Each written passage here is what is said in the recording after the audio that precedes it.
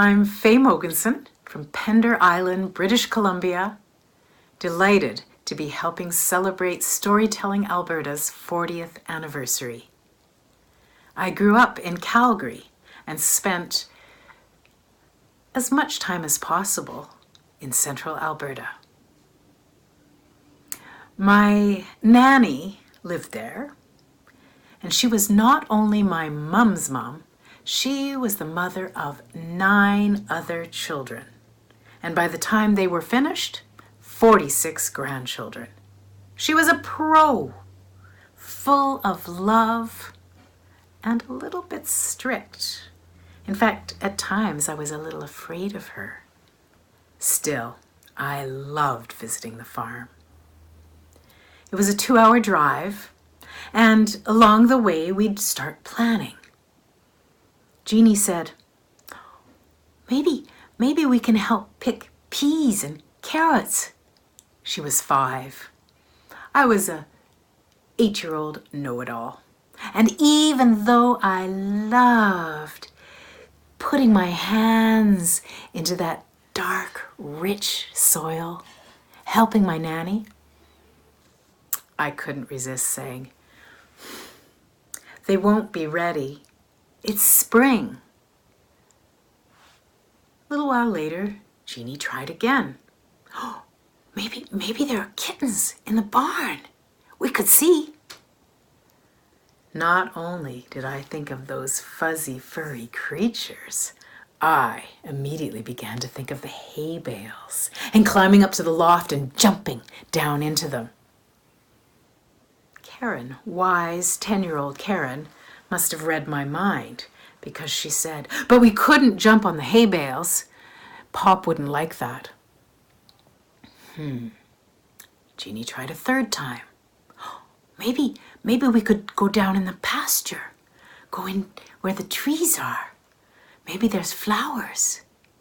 Flowers, wildflowers. We all liked that idea.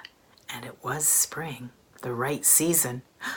The only thing was, there were cows in the pasture.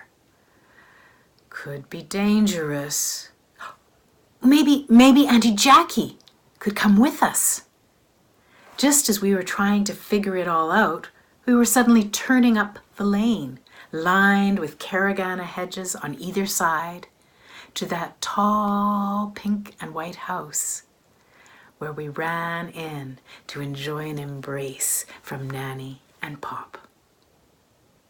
Over our hot lunch, we shared our idea. We asked about the cows. Would we be safe? Pop said, oh, never mind the cows. If you don't bother them, they won't bother you. It's more the temptation you have to worry about, said Nanny. Temptation? What did she mean? The temptation to pick wildflowers. That's not allowed. Not allowed? That was the whole reason we wanted to go there. Why not?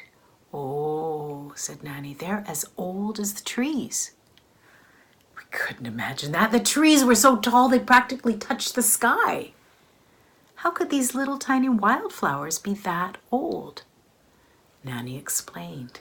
It was their roots. Their roots survive from one year to the next.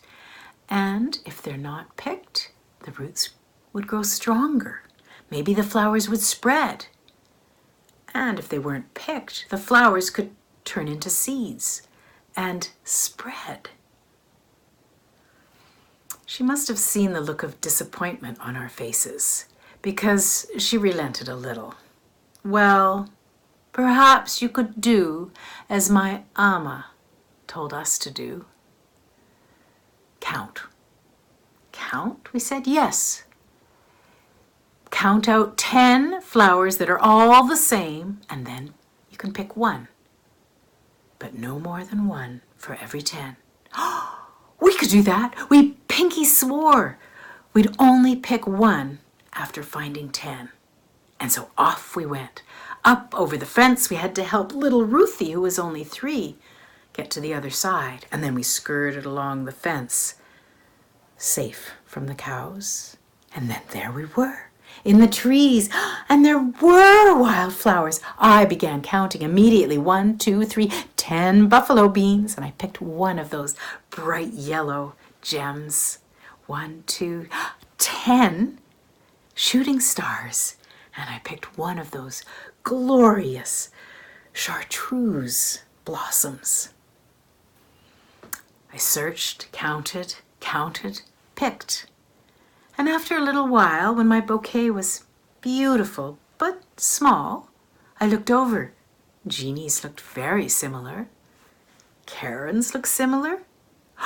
But Ruth! Oh, how could we have brought her? She was very good at picking flowers, but not very good at counting. She had picked so many. What would we do? We decided we needed to think. We sat down, had a pretend tea party,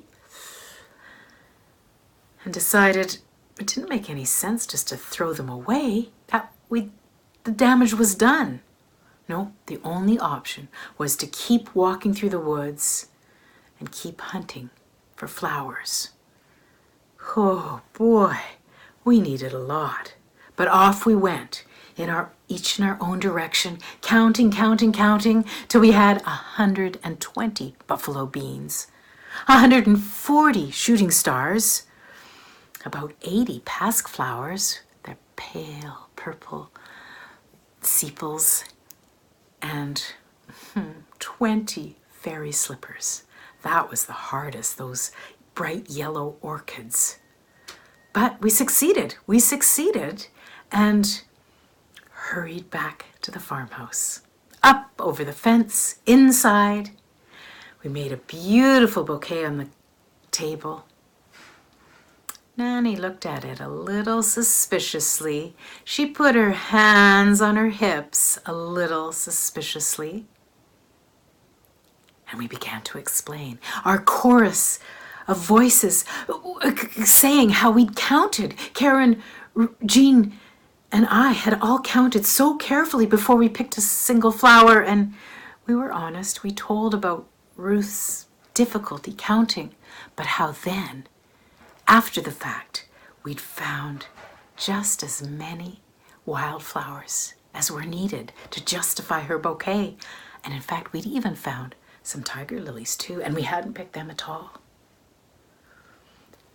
Nanny lowered her hands, smiled a little, and then went out to the kitchen to bring us some freshly baked chocolate raisin cookies and cold, frothy milk. We sat there enjoying our bouquet.